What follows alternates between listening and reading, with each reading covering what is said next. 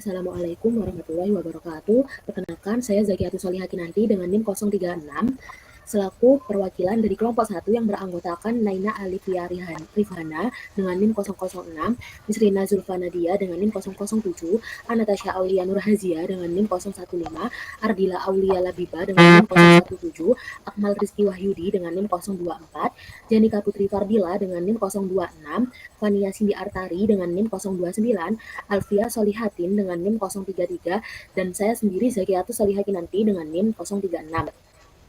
Pada kesempatan kali ini, saya akan menjelaskan PPT pertemuan 1 mengenai pengantar biosel dan molekuler.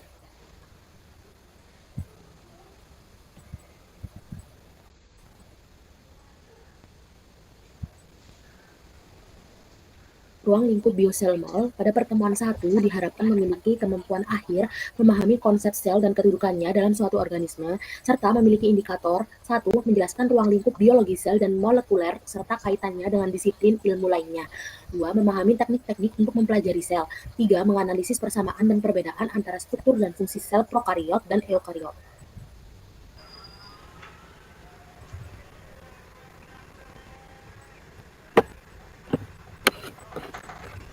Yang pertama, mengenai teknik-teknik mempelajari sel.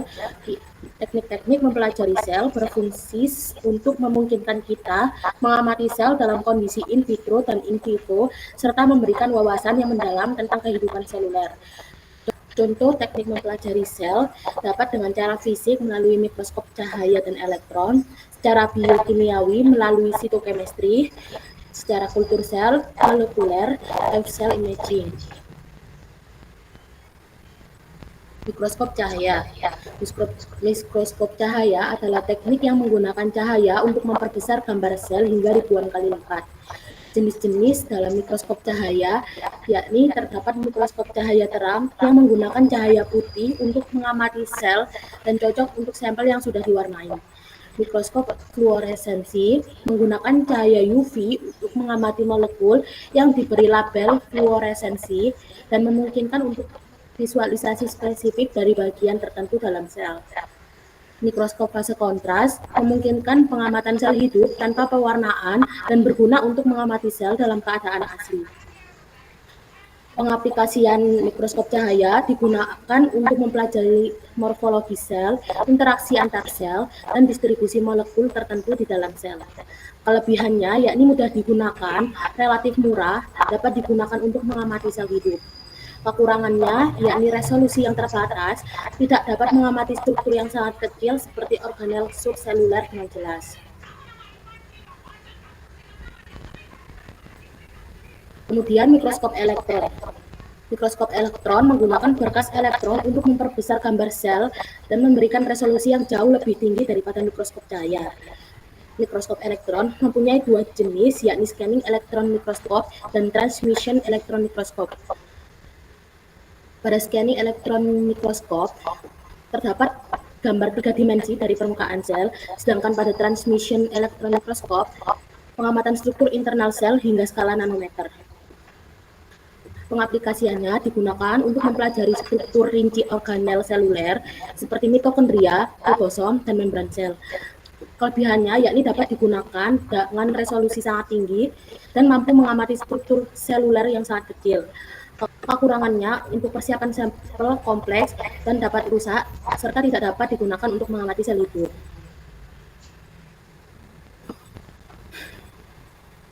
Sitokemistri. Sitokemistri adalah teknik yang menggunakan reagen kimia untuk mengidentifikasi komponen tertentu di dalam sel. Terdapat dua metode dalam menggunakan teknik sitokemistri, yakni pewarnaan spesifik merupakan pewarna kimia pengikat komponen tertentu seperti DNA, RNA, atau protein dalam sel. Selanjutnya metode enzimatik, menggunakan enzim yang spesifik untuk mewarnai bagian sel yang ditargetkan. Pengaplikasian sitokemistri digunakan untuk mempelajari distribusi dan kuantitas molekul tertentu di dalam sel, untuk mendeteksi perubahan patologi sel seperti diagnosis kanker. Contoh kemistri yakni pewarnaan hematoksilin dan eosin untuk mengidentifikasi nukleus dan sitoplasma dalam sel. Selanjutnya, teknik kultur sel. Teknik kultur sel melibatkan pertumbuhan dan pemeliharaan sel dalam kondisi buatan di luar organisme hidup. Metode yang digunakan yakni kultur primer, sel yang diambil langsung dari jaringan organisme dan dikultur untuk pertama kalinya. Yang kedua, kultur sel garis atau sel lain, yakni sel yang telah mengalami subkultur dan dapat ditumbuhkan berulang kali. Pengaplikasian teknik kultur sel digunakan dalam riset biomedis seperti pengujian obat, studi interaksi sel-sel, dan pemahaman tentang kanker. Keuntungan dari teknik kultur sel yakni memungkinkan studi jangka panjang pada sel di lingkungan yang terkontrol. Sedangkan tantangannya yakni mempertahankan kondisi optimal yang menyerupai lingkungan alami, sel bisa menjadi sulit dan memerlukan banyak kontrol.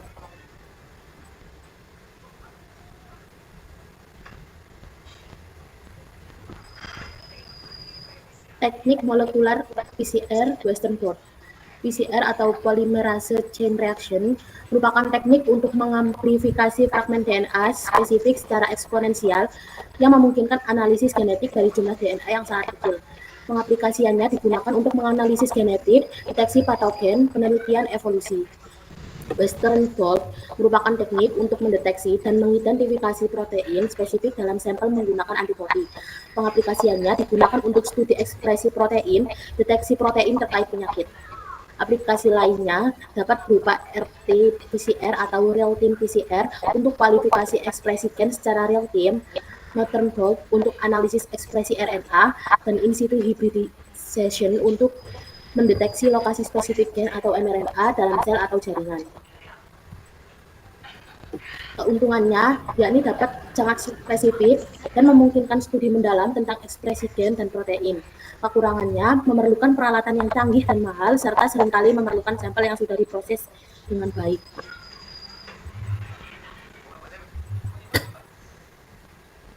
Live cell imaging adalah teknik untuk mengamati sel-sel hidup dalam waktu nyata menggunakan mikroskop yang dilengkapi dengan kamera dan sistem pencitraan. Prinsip dasarnya menggunakan teknik fluoresensi atau fase kontras untuk mengamati perubahan di dalam sel secara real time tanpa membunuhnya. Pengaplikasiannya digunakan untuk mempelajari dinamika sel seperti pembelahan sel, transportasi intraseluler, dan interaksi antar sel. Dan penting dalam studi penyakit yang melibatkan perubahan dinamika sel seperti kanker atau penyakit neurodegeneratif. Keuntungannya yakni memungkinkan pengamatan proses biologi secara langsung, memberikan wawasan dinamis tentang fungsi sel. Tantangan dari live cell imaging yakni teknik ini memerlukan peralatan yang khusus dan seringkali memerlukan penanganan yang hati-hati untuk menjaga sel tetap hidup.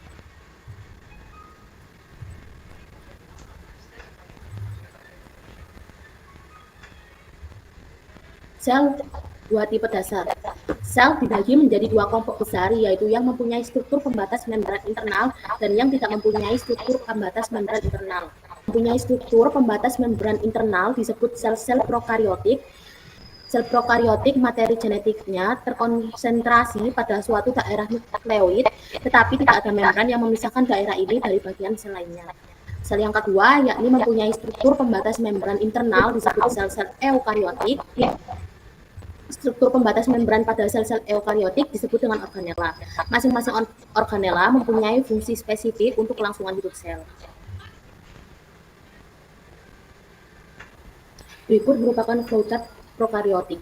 Sel prokariotik merupakan sel yang tidak memiliki membran inti dan struktur utamanya terdiri dari 3 bagian, yakni appendages yang terdiri dari flagella atau periplasmic flagella pili dan fimbriae.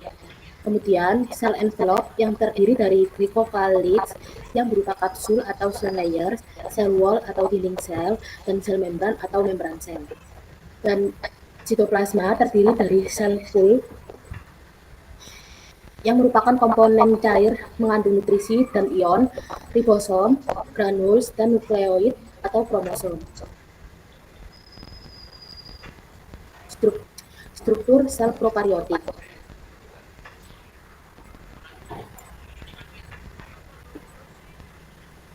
Berikut merupakan gambar struktur sel prokariotik.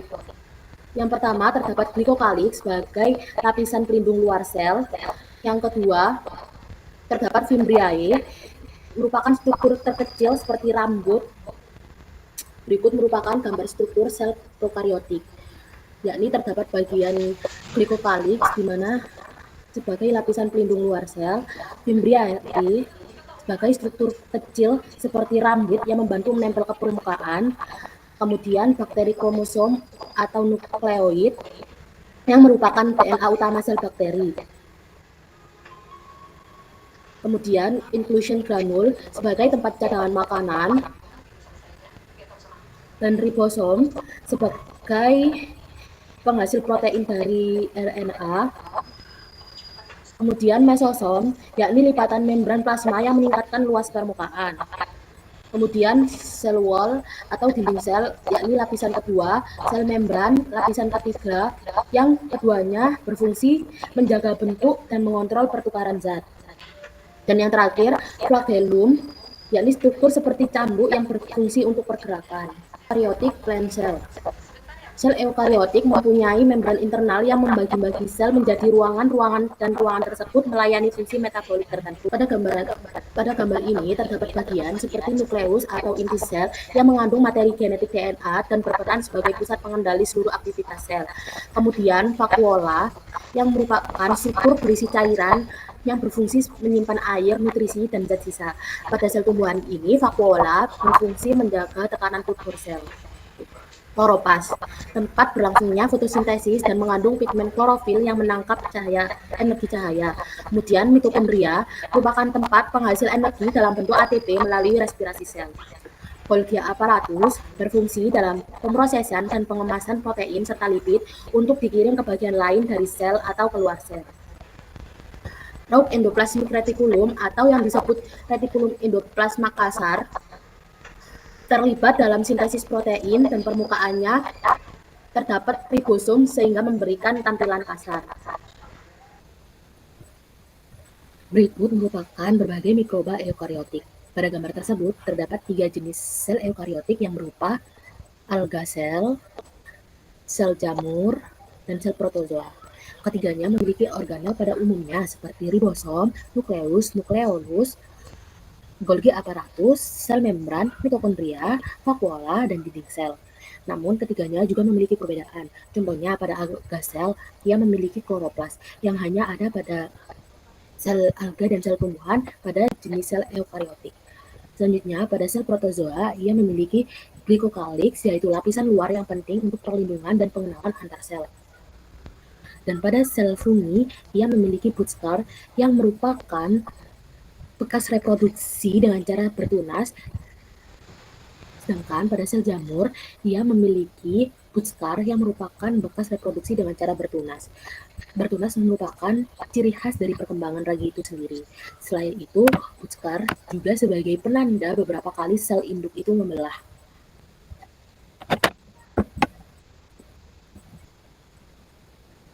Berikut merupakan bagian-bagian sel tumbuhan. Yang pertama terdiri dari dinding sel yang merupakan lapisan paling luar dan kaku yang di dalamnya terdapat sel membran. Kemudian juga terdapat sitoskeleton yang membantu menjaga bentuk sel dan memindahkan organel di dalamnya. Selanjutnya juga terdapat plasmodemata yang merupakan saluran kecil yang menghubungkan satu sel tumbuhan dengan yang lainnya. Ini berfungsi untuk pertukaran zat antar sel. Selain itu juga terdapat wall of adjoining cell, ini yang merupakan dinding dari sel tetangga.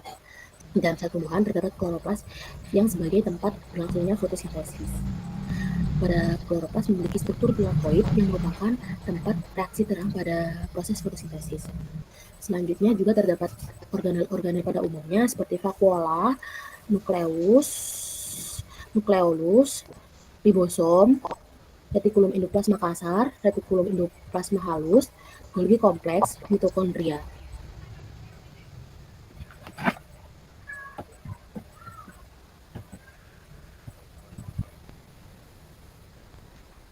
Pada sel hewan, ia memiliki organel yang hampir sama dengan sel tumbuhan. Bedanya pada sel hewan, ia memiliki lisosom yang mengandung enzim untuk mencerna zat asing atau daur ulang bagian sel yang rusak. Ini termasuk bagian yang penting dari sistem pencernaan internal sel.